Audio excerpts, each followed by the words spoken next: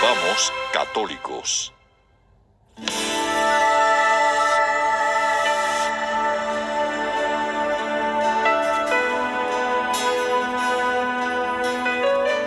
Ver en ti el amor, la compasión de Jesús, el más glorioso trabajo de todos, alabar a Dios en su reino, todos movidos por el Espíritu. Todo el que vive en amor vive en Dios y Dios vive en él.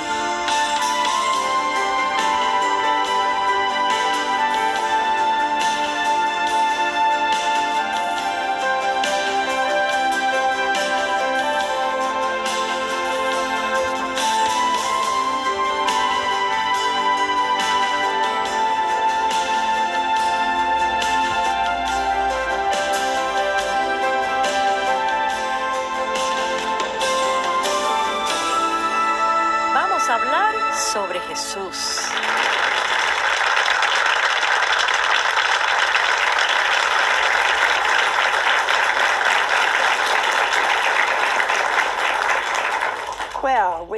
Bueno, pues hemos tenido un día maravilloso hoy y deseo darle la bienvenida a todos ustedes y a todos los que se encuentran aquí.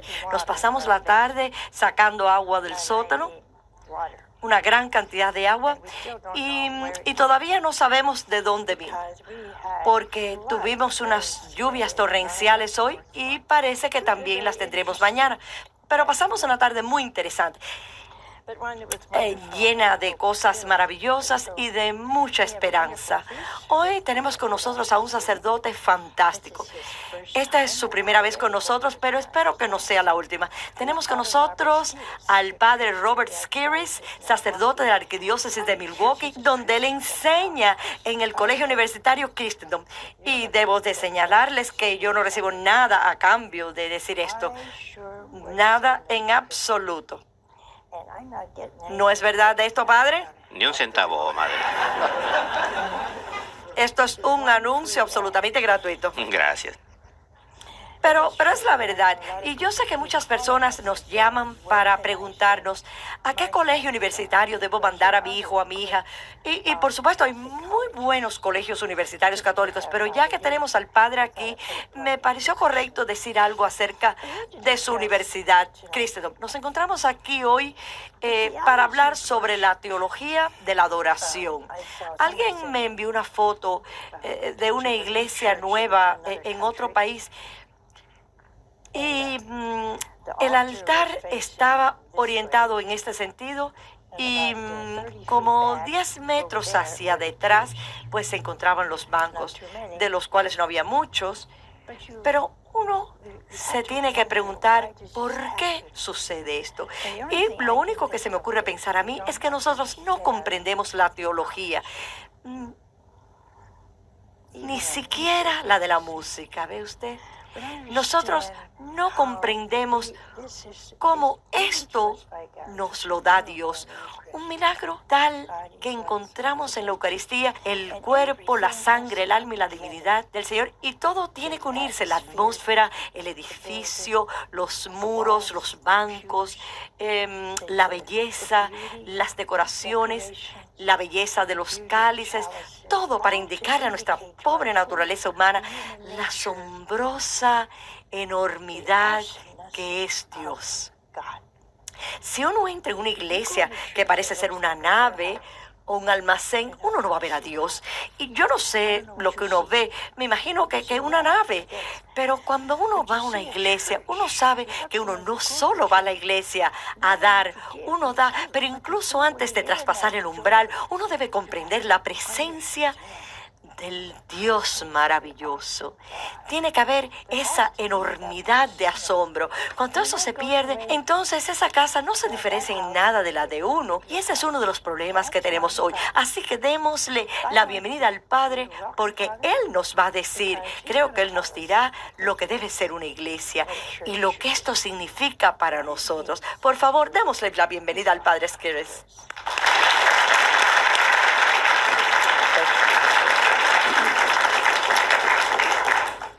Entonces, Padre, ¿qué quiere decirnos la Iglesia cuando nos enseña acerca de la teología de la adoración? Pues esencialmente, madre, usted lo acaba de decir. Yo espero que me den una copia de esta videocinta porque puedo usar el primer párrafo en algunas de mis conferencias. Gracias. Incluso el edificio de la iglesia, cuando uno penetra en él, en un edificio como ese, si uno no se siente sobrecogido por la divina presencia, entonces es porque uno se encuentra en alguna música extraña, en otra parte, que uno no se encuentra en un sitio fuera del ordinario, entonces la experiencia no va a funcionar. Esa precisamente es la diferencia entre lo sagrado y lo profano. Y como usted ya lo señaló también, cada uno de los aspectos de ese edificio, el edificio en sí, su contenido, su mobiliario, su arquitectura, todos los utensilios que se emplean tienen que ser diferentes, todos. Porque no son lo cotidiano ni lo normal, no lo usual, son algo diferente y especial. La música tiene que ser del mismo tono.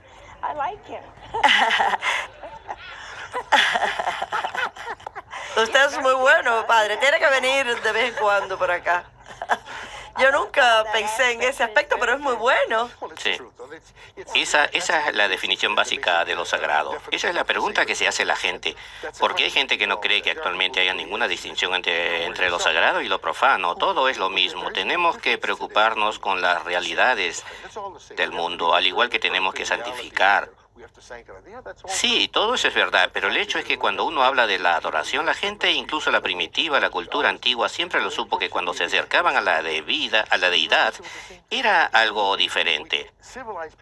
Cuando nosotros éramos pequeños pasaba lo mismo. Nosotros, las personas civilizadas, nos vestimos bien cuando vamos a la iglesia. Por ejemplo, nos ponemos lo mejor que tenemos, nos ponemos nuestra ropa dominguera, la ropa que llevamos cuando vamos a la iglesia. Y hoy día ya no es así. Los domingos el asunto es que no hay diferencia, todo está en un mismo nivel, en una circunstancia tal, entonces no es de sorprenderse el darse cuenta de que lo que sucede en una edificación que tiene una atmósfera tal no es adoración de la deidad, mirando hacia arriba, sino que se convierten en una reunión comunitaria amistosa, digámosle, un lugar para congregarse. O todos esos otros lemas agradables que uno escucha en la actualidad, así es.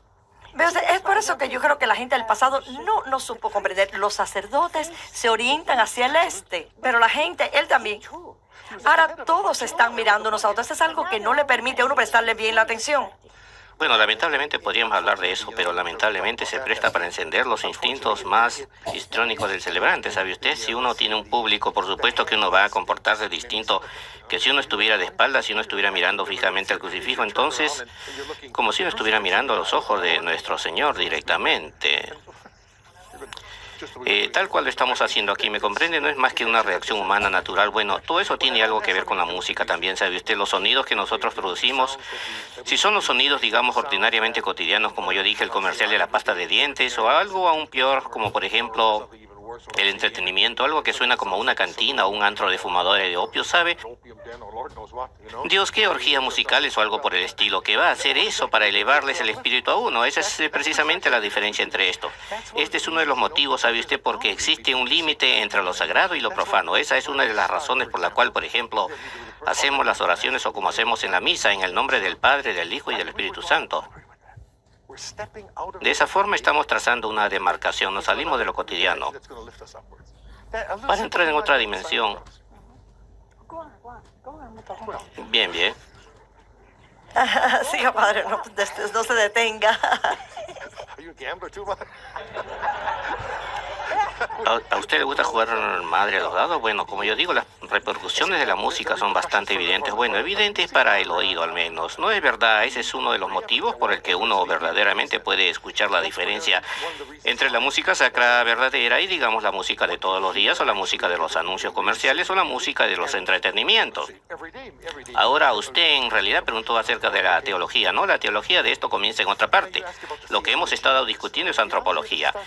Esa siempre es una buena manera de comenzar porque ahí es que nos encontramos, pero la teología empieza con la palabra. En el principio fue la palabra, dice el Evangelio de San Juan al empezar, ustedes saben, El logos en griego, el verbum en latín, et verbum caro factum es. La palabra o el verbo se hizo carne y la palabra, recuerden, es el texto de la Sagrada Liturgia, por ejemplo, y la Santa Misa se compone de palabras con letra minúscula, pero la palabra del Evangelio de San Juan es el prólogo de las palabras que se dicen en la misa. Y si queremos darles otra dimensión a esas palabras, darles alas, por así decirlo, vestirlas con algo que va a expresar nuestros sentimientos, nuestras emociones, nuestra actitud acerca de las realidades que esas palabras expresan, entonces vamos a vestirlas de sonidos. Esas palabras las vamos a rodear de una música, de una túnica de sonidos, y es ahí que viene la pregunta: ¿qué clase de sonido queremos? Y ahí es de donde uno lo consigue, por ejemplo. Por eso es que la propia música de la iglesia, al menos la de rito latino, siempre ha sido del canto gregoriano, tal cual nos dijo Vaticano II. El cantus propius, el canto, la canción, la música apropiada para el rito romano, es el canto gregoriano. Precisamente a causa de eso y no a causa de sus aspectos musicales e históricos, lo cual es muy interesante. Es la música realmente melódica más antigua que tenemos en el mundo. Es la piedra angular de toda la música occidental. Básicamente, pero a la iglesia le interesa porque es una relación entre el texto y el tono, la canción, el sonido y las palabras. No solo se reflejan los acentos de las palabras en la forma en que se eleva y desciende, ya que hasta la melodía refleja eso, sino además en el propósito, en el papel que esas palabras desempeñan en el servicio. Las diferentes clases de sonido. ¿Por qué canta el sacerdote, por ejemplo? Me refiero, por ejemplo, a la misa cantada en latín, como la que cantaremos mañana por la mañana en su capilla. ¿Por qué son los cantos de los sacerdotes de otra clase? El prefacio, por ejemplo, el Padre Nuestro. Sencilla y básicamente tan solo una nota por vez, pero aún así de forma adecuada para expresar el texto que contiene. Si uno compara eso, por ejemplo, con los cantos que el solista va a cantar, la llamada canción de la meditación, el gradual, es decir, el responsorio que viene después de la primera lectura, por ejemplo, el solista puede cantar eso. Nosotros usamos melodías. Largas aleluyas, por ejemplo, 20, 30, 40 notas en una sílaba, es decir, pura música. Y sabe usted, a mí siempre me gusta llamarles a esa clase de música las lluvias pentecostales del Espíritu Santo, porque en ese momento todo lo demás se detiene. Cuando se detiene a pensar, cuando el solista comienza a cantar solo en un lugar como ese, todo lo demás se detiene y lo único que todo el mundo hace es escuchar lo que contiene esas palabras. El único lugar en que está perfectamente claro es en la misa, cuando incluso el sacerdote, el obispo y hasta el papa. ¿Sabe usted? Nosotros decimos aquí la misa de Pablo VI porque él dijo con el concilio que uno debe tener ambas, no tan solo en el idioma de uno, el vernáculo. Nosotros tenemos ambas, pero lo que la gente no comprende, pese a que nosotros hemos tratado de explicárselo, es el motivo por el cual usamos el latín. Y es porque el latín le eleva a uno la mente directamente a Dios. Es contemplativo, hace que una oración, una canción se convierta en una oración contemplativa porque uno no tiene que preocuparse de las palabras, ¿ve? Explique eso, padre, por favor. Reverenda Madre, eso es absolutamente correcto. Hay dos razones para ello. En primer lugar, es una lengua muerta, o sea que es algo neutro, es decir, irá a cualquier parte, no importa lo que pase. Hace años, como usted sabe tanto como yo, así era, uno podía ir a cualquier parte, eso uno lo entendía. Dominus vobiscum era igual. Quizás el acento fuera un poco distinto, pero uno lo entendía de esa forma. Es un signo externo, real y auditivo de la universalidad de la Iglesia y del latín. En segundo lugar, el hecho es que una lengua sagrada, como usted dijo, es uno de esos marcadores de lindero que lo apartan a uno de lo cotidiano. ¿Sabe usted qué tal, señoras y señores? Que pasen bien este domingo. ¿Con cuánta frecuencia escucha uno algo así? No obstante, eso es exactamente lo opuesto, que lo habla exactamente a uno en el otro sentido, ¿sabe usted? Y no creo estar exagerando mucho, nosotros oímos eso muy a menudo. Pero ese tipo de cosas es lo que uno oye. Sí.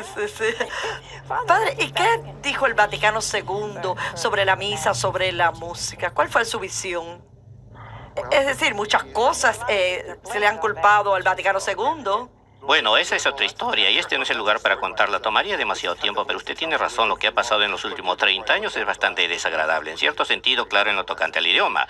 El concilio dijo que el idioma del rito latino, del rito occidental, seguía siendo el latín, pero se le podía dar cierto espacio a las lenguas vernáculas.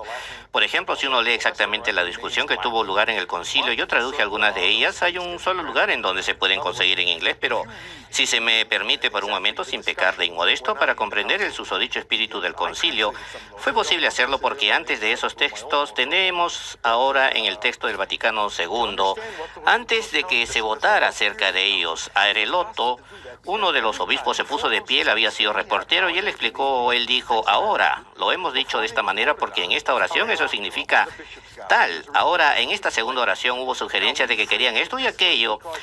Nosotros lo debatimos todo y decidimos tal y lo dijimos de esta forma porque queríamos que el significado fuera este o aquel. Ahora, por supuesto, todo eso se dijo en Lasti. Y lo que tenía que ver con la música, yo lo traduje al inglés, está completamente claro, lo dijeron así, ahí mismo, que los que querían hacerlo todo en latín no lo pueden hacer más. Yo no puedo hacer a otros cumplir con eso, diría yo, y los que querían hacerlo todo en lengua vernácula no podían forzar su opinión sobre los otros tampoco. Lo que el concilio quería, lo que la iglesia quería era ambos y no el uno o el otro, hasta el punto de que no tenemos eso. Entonces no estamos siguiendo lo pautado por el concilio y se acabó. No hay más discusión. Sí, sí. Ahora, ¿qué hay de la unión con Dios cuando está involucrada a lo que se denomina usualmente música de la creación? Yo creo que la creación de la música, no la música de la creación, sino que en la música de la iglesia nosotros no la comprendemos. Como usted dice, tiene que haber una diferencia. Sí, bien, entonces ahí estamos en el nivel, en la atmósfera, el nivel de las obras del Espíritu Santo. Eso sí, usted recuerda en el Vaticano, los salones rafaelinos, donde la disputa y la misma personificación de las diversas artes, el numine afflatur, o sea, la inspiración del nuevo hombre, de la divinidad, de la deidad. Ese es el término que se empleaba generalmente. Esa era la forma latina humanística de expresar aquello de lo cual estaban hablando, de la inspiración del Espíritu Santo. Eso toma lugar o se necesita en dos niveles distintos. Cuando estamos hablando de música, uno es para el compositor y el otro para el cantante, con lo que yo quiero decirle a todo el mundo que está ahí, no solo el solista profesional, o no tan solo el cantor del coro, sino todo el que esté en la congregación. Para el compositor eso quiere decir que él tiene que tener una clase especial de fe arraigada y viva y una familiaridad con sus raíces en la iglesia, que ora de modo que pueda hablar acerca de esa clase de suelo, si se quiere. Entonces, con la inspiración del Espíritu Santo en cada memoria, en conexión con esta pregunta acerca de la inspiración del Espíritu Santo, hace algunos años usted sabe que siempre ha habido una pregunta, y todavía la hay en nuestro país hasta cierto punto, una pregunta de que los compositores reciben derechos de autor por lo que han compuesto, ¿sabe usted? Por años, así fue en muchos países. Estoy hablando de compositores serios que estaban escribiendo piezas musicales serias para la iglesia, pero en muchos países la gente lo hacía y nunca se le pagaban derechos de autor. Bueno, en distintos países, en Alemania hace años, donde yo pasé muchos años trabajando para la conferencia de obispos alemanes, recuerdo que hace un número de años que ellos habían hecho un contrato con la conferencia de obispos y con la Sociedad de Derechos Intelectuales. El equivalente alemán es la ASCAP de los Estados Unidos, de modo que a los compositores se suponía que se les diera una cantidad global. Y lo que sucedió fue que después celebraron una gran recepción y en aquellos tiempos el obispo de Limburgo era Wilhelm Kemm, que así se llamaba, ya fallecido. Él era el obispo alemán a cargo de la sección de la discusión sobre la música litúrgica en la conferencia de obispos. Él estaba allí con el presidente de la Sociedad de Derechos Intelectuales y el compositor, mi amigo Hermann Schwerner, que también está muerto ya. Recuerdo que estaban todos de pie con sus copas de champán, los alemanes, ¿sabe usted? Y el obispo le dijo al compositor, bien maestro, le dijo al compositor, ahora que hemos firmado el contrato y usted va a cobrar derechos de autor, me imagino que se va a sentir feliz. Ahora tendremos una gran cantidad de nueva y maravillosa música vernácula, ¿no es verdad? Y Hermann, mirando hacia el frente por encima de su copa levantada, le dijo al obispo, obispo, quiero recordarle algo. Usted puede ordenar a los sacerdotes, usted puede confirmar a la gente, usted puede bautizarla, pero usted no puede bautizar a un compositor, porque eso solo lo puede hacer el Espíritu Santo, obispo. Eso fue maravilloso y de eso tenemos la tendencia en olvidarnos, ¿no es verdad? Esa es la parte del compositor y la otra parte es la persona llena del Espíritu Santo que canta. Con eso lo que quiero decir es el nuevo hombre, ¿sabe usted? Esa es la otra parte de la acción del Espíritu Santo cuando se trata de la música sacra, verdaderamente inspirada, y de acudir a las personas verdaderamente inspiradas y a los que la están cantando. No solo el coro, sino usted y yo, todos los que están allí en la congregación. Y entonces volvemos al Apocalipsis, la nueva canción, el Canticum Novum. Usted sabe lo que dice el salmista, eso es lo que los redimidos tienen que cantar. Nosotros somos un nuevo pueblo, hemos sido redimidos por nuestro Señor y el nuevo hombre canta la nueva canción. El nuevo hombre, con eso quiero decir la persona que ha estado en el bautismo llena de la presencia del Espíritu Santo que mora en ella por medio de la gracia santificadora. Vea, hemos perdido la admiración por la misa y por el sacrificio. Le llamamos cualquier cosa menos el sacrificio de la misa. Usted mencionó la participación activa. ¿Qué puede decirnos acerca de ella? Bueno, no es tanto una cuestión de cómo me siento, reverenda madre. Yo creo que hay muchos malentendidos acerca de eso actualmente y uno se pregunta a veces si no se trata de un malentendido fomentado intencionalmente. Malentendido en el sentido de que la gente interpreta la participación activa en el sentido de querer decir actividad física externa.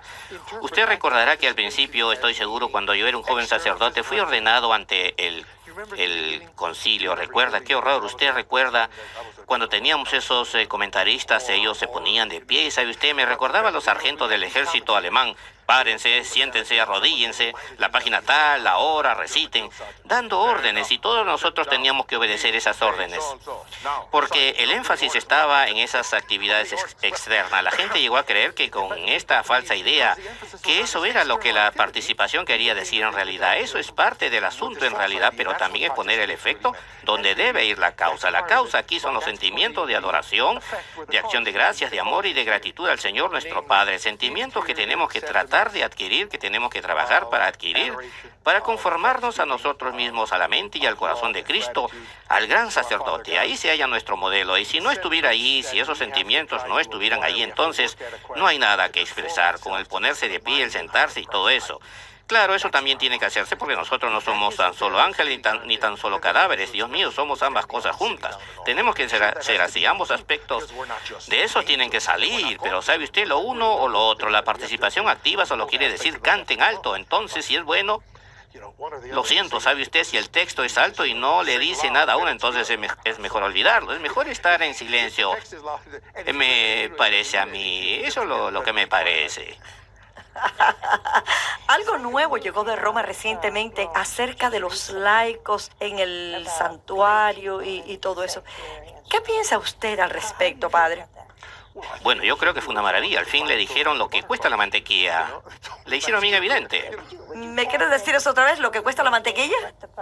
Sí, hace años decíamos eso. Pensé que no me estaba funcionando bien mi audífono.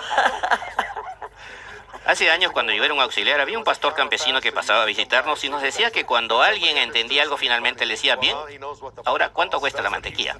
No fue mi intención distraerlo, así que siga, por favor. Con esto lo que yo quiero decir es que por fin dijeron final, clara y sencillamente exactamente cuáles eran los parámetros de todo este asunto. Que cuando uno habla acerca de los ritos sacramentales, sobre todo el de la penitencia y el de la Santa Eucaristía, que únicamente el sacerdote es quien puede hacerlo. En otras palabras, que la Iglesia todavía es una jerarquía y que depende de la jerarquía de las órdenes, y que hay una diferencia esencial entre un sacerdote ordenado y alguien que no ha sido ordenado, etc. Y el haber dicho eso con claridad y precisión, con la vista puesta en cierto abuso que se está cometiendo, y entonces que lo firmen todos esos distintos.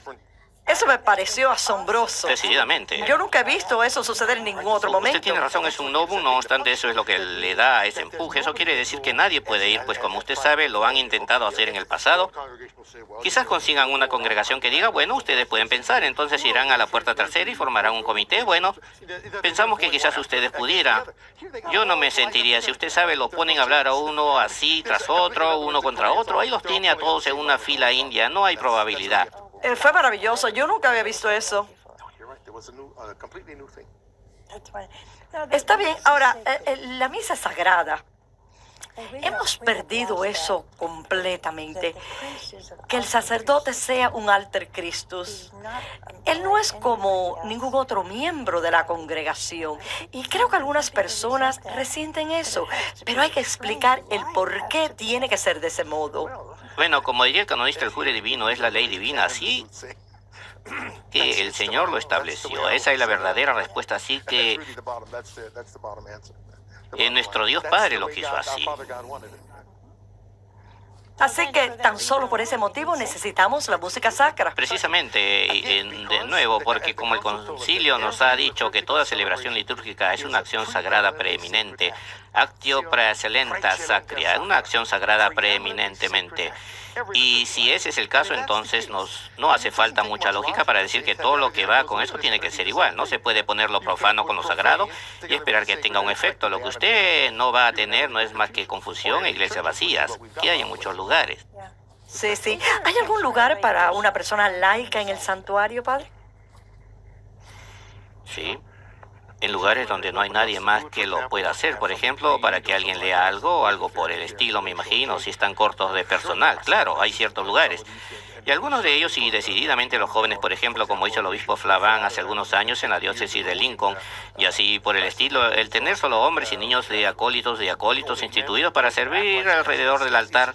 Claro que hay un lugar para ellos, pero no es tan extenso como le gustaría a la gente, como a algunas personas les gustaría creer, digámoslo de ese modo. Creo que solo estamos tratando de hacer que todo el mundo sea igual. Sí, eso es precisamente lo que contradice este principio jerarquista, la forma en que nuestro Señor, la forma en que nuestro Dios Padre quiso establecer las cosas.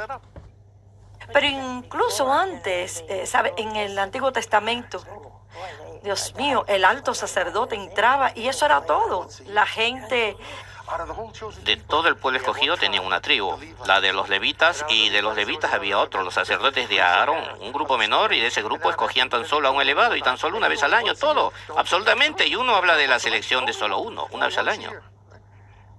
padre, ¿y qué piensa usted del concepto de que todos somos una familia, de que tenemos que estar conscientes los unos de los otros, de que tenemos que compartir? Para mí eso es como una especie de unitarianismo. ¿Sabe? Todos somos amiguitos y todos nos queremos, pero ¿sabe usted? Uno puede vivir una vida bastante mala pese a amar a todo el mundo. Para mí, eso ha sido algo que ha ido muy en detrimento de lo sagrado de la misa, que lo hemos perdido. Bueno, de nuevo, esa es una de esas, seguro, como usted dice, hay algo de eso, por supuesto, pero de nuevo, es casi como así, yo haría una analogía entre eso y el caso de la participación activa, lo que sí es un elemento genuino en su verdadero aspecto singular, en el lugar apropiado, ha sido exagerado y colocado en otro sitio. Ese no es el propósito fundamental en absoluto. Ese es uno de los efectos de usted y yo vamos a estar relacionados de otra manera, digamos, a ser comunidad. Como dice la frase, pero el hecho es que después de que nosotros, después de la misa, digamos, o algo, eso está bien como de hecho, pero el hecho es que sucede solamente porque hay alguien por sobre nosotros dos y sobre todos. Es un triángulo y en esa dirección allí, empuje allí, allá arriba, no es primero, es solo una vista de eso, de lo que está por encima de nosotros. Que el resto de esa relación horizontal tiene sentido en lo más mínimo. Bueno, no me gusta tener que decirlo, pero vamos a recibir las llamadas y espero que sus llamadas sean maravillosas. Si usted no lo ha pensado, piénselo bien y entonces vaya al teléfono.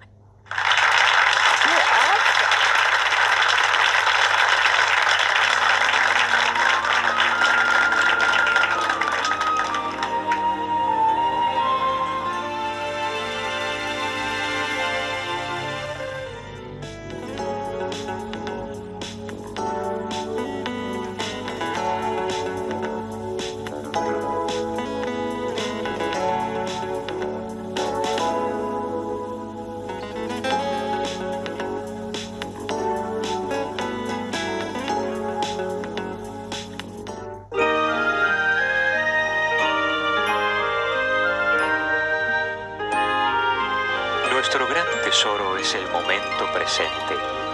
Tenemos que aprovecharlo para ganarnos con él la vida eterna. El Señor Dios nos tomará estricta cuenta del modo como hemos empleado nuestro tiempo. Santo Toribio de Mogrovejo.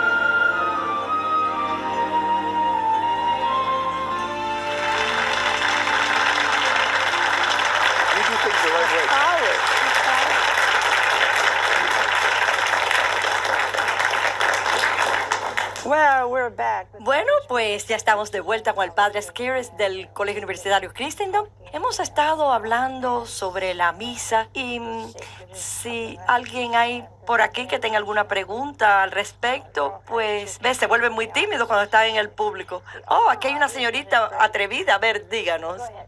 Ustedes han estado hablando tanto acerca de lo sagrado que es usar los cantos gregorianos durante la misa, y eso suena muy bien. Evidentemente, usted sabe latín porque lo ha estado usando durante todo el programa. Pero lo que yo me pregunto es cómo la gente ya no habla latín y nosotros no sentimos afinidad por el latín. ¿Cómo puede uno introducirlo en la parroquia? Bueno, en primer lugar, no quiero que se sienta ofendida, pero yo estoy en desacuerdo con lo primero que usted dijo.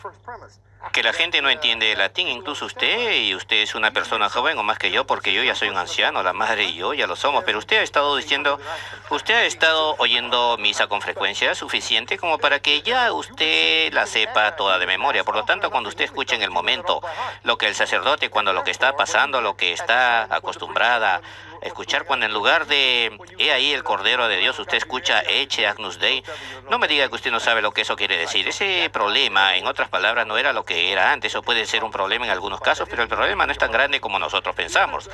La otra respuesta es seguro que hay cantos gregorianos simples para participantes. Lo único que hay que dirigirse a la persona que sepa orientarlos bien a uno al respecto. También hay que tener un buen organista y a un buen director de coro, y entonces a un cantante celebrante. ¿Ve lo que les quiero decir? En otras palabras, el sacerdote puede cantar. En otras palabras, hay dos áreas.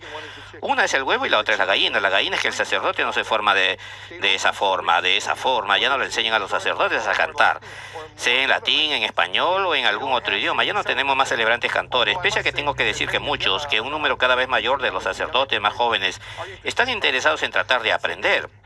En segundo lugar, todo depende del párroco. Si el párroco lo quiere y está dispuesto a gastarse el dinero, lo puede tener, porque hay sitios en que se puede aprender y libros para aprenderlos, y con un poco de buena voluntad y verdadero deseo de hacerlo, ir juntos con la iglesia, se puede lograr. Hay un buen número de sitios que lo están haciendo. En el otoño vamos a tener un maravilloso, esto le va a encantar, un libro maravilloso que se publica todos los meses, al igual que algunos de nuestros libros. Es de Francia. Los primeros padres están allí, las enseñanzas de la iglesia y la misa en latín y en inglés, de modo que no hay ningún motivo legítimo Exactamente. para que no se pueda comprender. Exactamente, si uno lo tiene en páginas opuestas. Y cuando se dice Kyrie todas las mañanas, ustedes saben que dice, Señor, ten piedad, Cristo, ten piedad de nosotros. Así que ya tenemos una llamada. Hola. Hola. Hola, madre. ¿De dónde llama? Soy de la arquidiócesis de mi padre Keris. Usted fue mi maestro de padre gregoriano en Desalles. Sí, hijo. Padre, usted impartió. Yo todavía tengo un amor por el canto gregoriano, gracias a las clases. Y si lo puedo decir, usted luce maravillosamente. Fíjese, usted no sabía que iba a tener uno de sus amigos en el programa. No lo sabía, tampoco le dije a él que llamara. Yo sé. Bueno, tenemos a alguien en el público. Sí, ¿se puede poner de pie, por favor? Muchos músicos de hoy encuentran una posición de tomar un trabajo en la iglesia para el cual no han tenido preparación, digamos, en los años 70, 80 y en los 90. Encuentro que muchos de mis colegas quieren escuchar más del latín, pero no tienen preparación en latín o en los cantos, y mucha gente está en la posición de directores musicales y no tienen antecedentes. Usted mencionó varios libros que puede estudiar la gente en su propio tiempo para mejorar la música en todas sus parroquias. Esa es mi pregunta. Bien, buena pregunta. En otras palabras, preguntando por una solución práctica, ¿no hay ningún lugar en particular que pueda recomendarle de improviso a alguien que esté interesado en convertirse en un músico de parroquia para que tenga los antecedentes de lo que usted habla? No hay ningún lugar que le pueda recomendar en estos momentos en donde usted pueda obtenerlo todo de un solo paso. Por lo tanto, mi sugerencia sería que si una persona quiere entrar en ese campo, vaya a obtener un buen certificado en una buena universidad estatal o secular, en donde no le costará mucho, algún conservatorio de música, reciba un título en voz o cualquier instrumento y luego trate de llenar por su propia cuenta en diferentes lugares la liturgia, el canto gregoriano y la música católica. Usted tiene que escogerlos. Por ejemplo, es un hecho poco conocido, pero sigue siendo realidad, que cada verano hay una escuela de verano sobre cantos gregorianos en la Universidad Católica Americana que dura 3 semanas. Se llevará a cabo este verano también. De hecho, yo voy a impartir un curso de 1 semana para curas, para principiantes, por supuesto, para curas.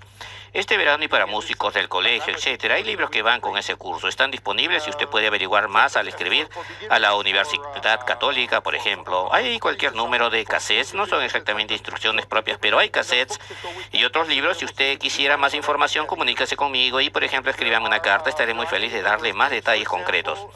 Aunque hay material disponible, tiene que buscar un poco o venir a algunos eventos. Hay varios buenos talleres por ahí y le puedo recomendar uno. En junio, por ejemplo, en la diócesis de Arlington, en el norte de Virginia, que no está tan lejos de aquí, para ir por 1 semana y, entre otras cosas, le enseñaremos algunos cantos gregorianos. Vamos a enseñar algunos cantos gregorianos. Oh, eso sería maravilloso, maravilloso. Tenemos otra llamada. Hola. Hola, ¿de dónde es usted? Soy Pedro de Nueva York. ¿Cómo está usted? Maravilloso. ¿Y cuál es su pregunta? Padre, yo me gradué en el año 1977 de la Escuela de Música en la Universidad de Manhattanville. Sí, madre. Mi pregunta es, ¿no existe algún tipo de control de calidad de la música que se permite tocar durante la liturgia? Pregunto, porque constantemente discuto con directores musicales y organistas sobre la música andrajosa que tocan. ¿Entiende mi pregunta? Control de calidad. Sí, hay un objetivo, pero está en lo abstracto. No tenemos. ¿Cómo le debo decir? Yo iba a Gestapo, pero esa no es la palabra. ¿Cómo se le llama a la persona que lo va a obligar a hacer o no hacer algo? No tenemos eso. Aunque tal vez deberíamos tener algo parecido. Policías de control del pensamiento. El único control, la norma abstracta que existe, está en las reglas generales que la Iglesia ha dado y luego en las reglas que cualquier músico sano y bien entrenado sabe, que tienen que ver con el buen gusto y, digamos, que con el estándar de calidad de música que le han enseñado. De otro modo, en general, el problema parecería venir, creo yo. El problema existe principalmente porque la mayoría de los párrocos están satisfechos de lidiar con lo que está disponible comercialmente, lo que reciben en los misales todos los meses o cada 3 meses, o lo que sea que compran. Y aunque hay algunas cosas buenas en cada uno de esos misales, muchas veces son obstaculizados por el hecho de que el párroco o su comité litúrgico de la parroquia solo escogen de los elementos de bajo nivel en estas cosas disponibles comercialmente, y ahí es donde vienen estos problemas. El músico profesional no tiene el respeto suficiente. Entonces, desafortunadamente, la respuesta a su pregunta es que si usted quiere algún tipo de norma, digamos una ley canónica, que usted pueda simplemente invocar y decir, no voy a hacer esto o lo otro porque aquí lo dice, y no voy a hacer esto porque dice esto o lo otro, eso ya no existe. Una lista negra como la tenía la sociedad antigua de San Gregorio ya no existe. Sin embargo, si tuviéramos una, sería una muy larga. ¿Y qué va a pasar si nuestros sacerdotes jóvenes, ahora en nuestra orden, nuestra fundación, los sacerdotes cantan en la misa y para las Navidades es todo en latín y realmente eso les eleva la mente y el corazón? Pero ¿acaso los nuevos seminarios o los seminarios de este momento no están enseñando los cantos gregorianos? La mayoría de ellos no lo están haciendo, madre. Desafortunadamente no. Hasta los que tienen una buena reputación, los que conocemos y amamos, los pocos de ellos que son familiares para nosotros, no están haciendo todo lo que uno espera de ellos. En algunos lugares hay muy poco. Yo lo sé porque por casi todo el año recibo llamados, cartas que dicen, ¿podría enviarme un cassette? Me acabo de ordenar de sacerdote y nunca me enseñaron cómo cantar. El Señor esté con vosotros. Para comenzar, a él nunca le enseñaron cómo cantar afinadamente, y eso no es muy difícil. Si él puede, de cualquier modo, no me voy a meter en eso. Esos pedidos, hasta de los llamados buenos lugares, siguen llegando una y otra vez. Hay un mercado para eso, entonces eso me dice a mí que no están haciendo nada. Absolutamente. Hay señales de esperanza. Por ejemplo, hay organizaciones laicas. Está el grupo del padre Pierre Cojan en Nueva York, los Christine Fidelis, por ejemplo. Hay otro grupo como el Credo y lo del padre Fecho. También hay un nuevo interés en asuntos como, por ejemplo, discusiones sobre himnos y misaleta, de las que hablamos hace poco, especialmente en luz del libro de Thomas Day, porque los católicos no pueden cantar. Gran libro. Gran libro. Sí, es digno de una lectura por sí mismo en luz de la discusión que eso inició. Tenemos varias iniciativas empezadas, por ejemplo, el himno Adoremos del Padre Fecho está fuera de impresión ahora, pero está próximo a salir. Eso va a ser de gran ayuda, hacer un paso en la dirección correcta. Creo que hay señales de esperanza el hecho que hay libros de cantos gregorianos, como por ejemplo Liber Cantuales, para aquellos que quieran iniciar ese tipo de actividad, y también el hecho de las discusiones sobre las guerras de la cultura en la que nos encontramos. Por ejemplo, lo que la gente dice en las páginas de la revista Crisis o Guerras Culturales de Michael Jones, por ejemplo, son todos señales de esperanza. El hecho que la gente está comenzando a dirigir su atención a las razones del porqué de alguna de estas cosas, no podemos discutir esa discusión tampoco. Y por supuesto, los ejemplos de los lugares. Y hay párrocos que están haciendo cosas. Monseñor Schuller de San Pablo, quien ha estado acá en San Agnes, pero hay otros. Me viene a la mente el padre Frank Nussel en Portland, Oregón, los cantores in Ecclesia, el grupo de Dean Appleby o Paul Salomonovich y su coro en San Carlos Borromeo en el norte de Hollywood, o Bill Ferris en Nuestra Señora del Monte Carmel en Chicago, por ejemplo, Dick Sigel ahí en Joliet y aquí mismo en Birmingham en nuestra catedral. Un coro con buena reputación, en otras palabras, son personas fuertes. No es tanto una organización, pero eso vendrá solo denos tiempo, pero no. Yo siempre digo lo mismo, que si tenemos fe no podemos ser nada más que optimistas. Bueno, la iglesia siempre pasa por estas cosas. Absolutamente. Cada 400, 500 años, como dice el obispo Shins, pero siempre sale mejor. Por supuesto, tenemos que seguir haciendo publicidad. Usted mencionó, ¿hay conferencias de música durante el verano en alguna parte? Sí, se llevan a cabo en varias de ellas a las que yo me estaba refiriendo, la que la dama estaba preguntando específicamente porque ofrece cantos gregorianos. Es el que nosotros administramos. La Asociación de Música de Iglesia de América publica la revista Música Sagrada del padre Monseñor Schuller, que fue uno de sus invitados recientemente. Es el presidente, yo soy uno de los directores y hay otro número de gente buena. Nosotros, esa organización, junto con la Universidad de Christendom, llevamos a cabo un taller de una semana en la Universidad de Christendom, la tercera semana de junio de todos los años. Parte del taller es de clase de canto gregoriano para principiantes, la gente que, como yo les digo, son principiantes, aunque son gente que se han olvidado de cosas que aprendieron hace 30 años, pero que quieren volver a aprenderlo. Nosotros cantamos algunos cantos gregorianos entonces todavía. ¿Cuál fue el comentario del cardenal Ratzinger? No sé, él dijo algo sobre el sacerdote que se da vuelta en el altar. ¿Qué fue en su libro más nuevo? ¿Usted leyó eso? Sí. Y usted se refiere al artículo sobre la arquitectura. No recuerdo ese artículo, madre. Voy a ser honesto con usted. No sé, podría inventar algo, pero digamos, el artículo sobre música, el artículo nuevo sobre la música, yo me acuerdo de eso, fue sobresaliente. ¿Y qué fue lo que él dijo? Bueno, él estaba enfatizando el elemento pneumático, él estaba hablando sobre la primera música cristiana y el hecho de esa inspiración de la que estamos hablando anteriormente. Ese espíritu tiene que estar ahí, si no está ahí entonces se convierte en un simple formalismo y él estaba hablando sobre eso de una manera en la que nunca había hablado. ¿Cómo puedo decirlo claramente? Tan abierto en ese punto como lo hizo en ese artículo en particular. Él tenía otro sobre la arquitectura de la iglesia y creo que ese es el artículo al cual usted se está refiriendo. Pero no me acuerdo de ese, no quiero decir nada sobre ese artículo. Si alguien dice que es una iglesia maravillosa y que quieren hacer las cosas bien, ¿cómo deberían empezar ellos? ¿Hay algún tipo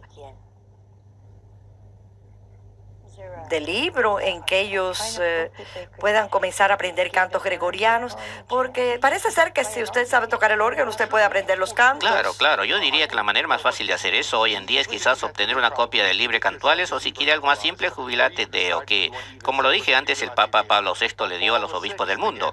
Con los cantos más simples que puede cantar cualquier congregación y si no lo puede hacer de ninguna otra manera, usted puede conseguir un casero, un disco compacto. Esos están disponibles ya. Alta tecnología, no podemos enseñar a nosotros mismos, solo tóquelo una y otra vez hasta que se lo aprenda. Padre, ¿usted da la misa en latín todos los días? No todos los días, no puedo. En la Universidad de Christendom, en donde yo soy capellán, tenemos en la actualidad 11 misas a la semana. 7 de ellas son en inglés y 4 de ellas son en latín. Nuestra misa mayor del domingo es en latín.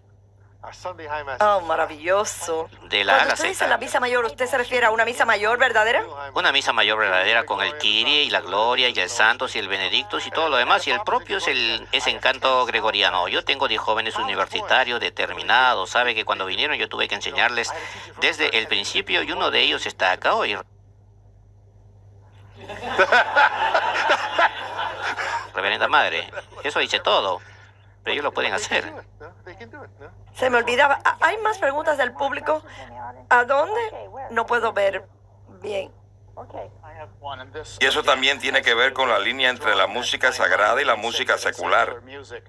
Particularmente estoy pensando en este gran cuerpo de Marcos, maravillosos e inspiradores de textos sagrados y misas compuestas por compositores clásicos como Mozart, Beethoven y otros. Es bello, exaltador, pero no hay manera de negar que el estilo es casi igual al de su música secular. Quiero decir que usted escucha la misa solemnis de Beethoven, que me inspira a más no poder. Hay partes que suenan parecidas a la novena sinfonía. Ahora, asumiendo que usted tiene los recursos para usar alguno de estos trabajos, ¿consideraría usted que tienen un estilo y estructura demasiado secular para usarlos en la liturgia? La respuesta corta es no.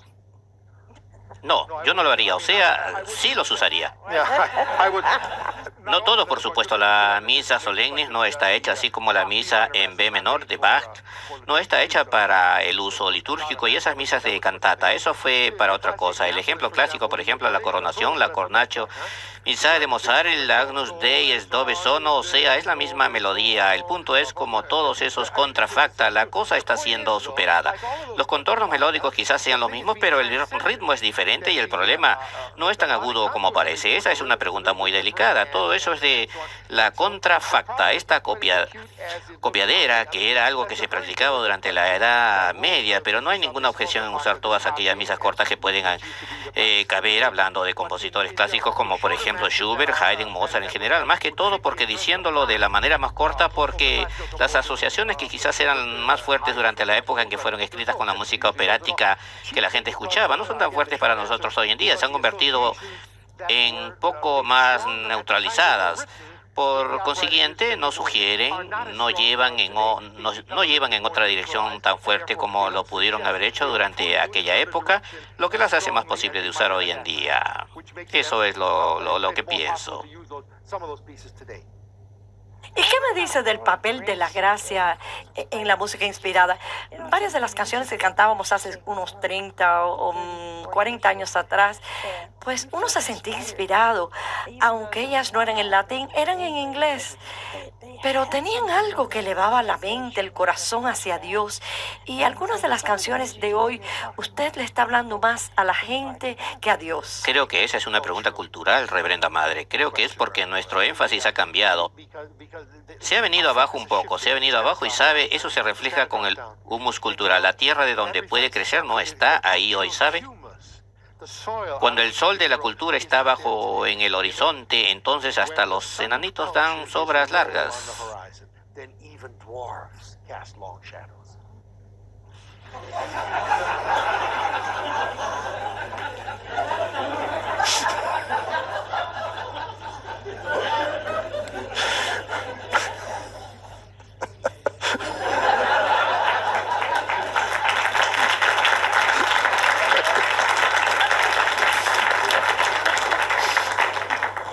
Eso, él era un poeta, pero no lo parece. Pero el objetivo principal de la música es el de comunicar. Y yo creo que en algunos casos, hoy en día, una comunicación de emociones. ¿Cree usted que esa es una de las razones por la que hay gente pues que va a la iglesia y que tiene la música más emocional? Definitivamente creo que sí. Y creo que mucha gente ha dejado la iglesia por iglesias carismáticas, mayormente por la música vivaz. Entonces, ¿cómo podemos ayudar en eso? Bueno, es una pregunta compleja y la respuesta no lo es. No hay una sola explicación, es una combinación de razones y una de ellas es, por supuesto, la instrucción que tiene la gente para entender bien lo que estábamos hablando al principio de la hora sobre el énfasis de la teología de devoción, lo que es en realidad, en qué dirección se supone que vaya desde un principio. La siguiente pregunta es los modos apropiados para eso y el tercer factor sería entonces el idioma fronterizo entre lo sagrado y lo profano, digamos. ¿Qué sería apropiado en una reunión de del campamento, o la manera en que diga algo en un grupo de jóvenes antes de una lección de catecismo, por ejemplo. La forma no sagrada, no católica, o la atmósfera no santificada, eso es una cosa. Muchas cosas pueden ir que simplemente no podrían en una situación de comunidad, de devoción estructurada en el santuario. Yo creo que eso es lo que la gente no entiende. Exacto, y el punto es ver la diferencia entre ellos, y por eso es que parte es explicativo y parte, por supuesto, apuntándolos en dirección de la música adecuada, por ejemplo, en dirección de los buenos signos de los que hablábamos hace unos momentos. Usted dice, tome esto y véalo, ¿sabe? ¿Ha escuchado usted la misa nueva? No creo que la haya escuchado. Nosotros la tocamos todas las navidades acá. Y hay una parte en la crucifixión donde una de nuestras hermanas canta un solo, pero hay música en medio. Y creo que es uno de los credos más maravillosos que he escuchado. Porque le da, de verdad que lo pone como debe de hacerlo la música sacra, justo en la crucifixión. Entonces está haciendo su trabajo. Sí, Eso están es haciendo precisamente su lo que trabajo, debería sí. suceder. No conozco la pieza, tengo que averiguar más sobre eso. Le voy a dar uno de mis cassettes. Por favor, me encantaría escucharlo. Nada como un pequeño comercial, padre. ¿Usted tiene alguna pieza musical favorita? Nunca he pensado sobre eso, creo que tengo tantas. ¿De verdad? Bien, pues, solo deme una. No tiene que darme una lista completa. Superfluvia Babalonis de Palestrina, un motete palestrino. A veces es bella. ¿Cuántas personas podrán cantarla? Necesito por lo menos 4. Eso es lo que yo pensaba. Necesito por lo menos 4 personas que puedan cantar. También usted se refiere a un himno. Sí, sí. Debería de pensar y pensar, dependería de para qué época del año y a qué hora para Semana Santa. Quizás Semana Santa, quizás el mejor sería el grande de Semana Santa, Cristo is in standing. Dios Señor se ha levantado. Usted sabe que va muy atrás, como hasta los años 1100, Tenemos uno maravilloso, Regina Shelley. ¿verdad? Nunca lo había escuchado y es increíble. Y las hermanas lo cantan de maravilla. Tenemos 3 minutos y yo necesito uno para cerrar. Le voy a dar 2 minutos para sus últimas palabras. Se perdió por unos segundos. Bien, pues simplemente déjeme darle como palabras finales las gracias a usted por la invitación de venir hoy y hablar con usted, y me gustaría felicitarla por, como lo había dicho antes, esta es la primera vez que estoy acá, por tener este maravilloso apostolado para uno de los pocos lugares en donde temas como este, que son de suma importancia para la iglesia que reza, puedan ser discutidos de manera amistosa en un marco como este, y solo digo que Dios la bendiga, y tengo un pequeño pedido que hacerle. Que si usted y sus hermanas pueden orar por nosotros y por nuestro apostolado también, por los músicos de la iglesia que todavía están en las trincheras y por la gente que está tratando de ayudar a la generación que viene, que serán las personas que van a salvar cosas por nosotros. Maravilloso. Maravilloso, y gracias, Madre. ¿Qué tal una bendición, padre? En latín, por supuesto. Por supuesto. Benedictio Dei, omnipotentes Patri, Filis, Spiritus Sancti, descenda super vos et maneat et semper. Amén. Esto es tan maravilloso y da tanta esperanza. Da esperanza. Y recuerden que esta red, como le he dicho tantas veces, llega a ustedes por ustedes.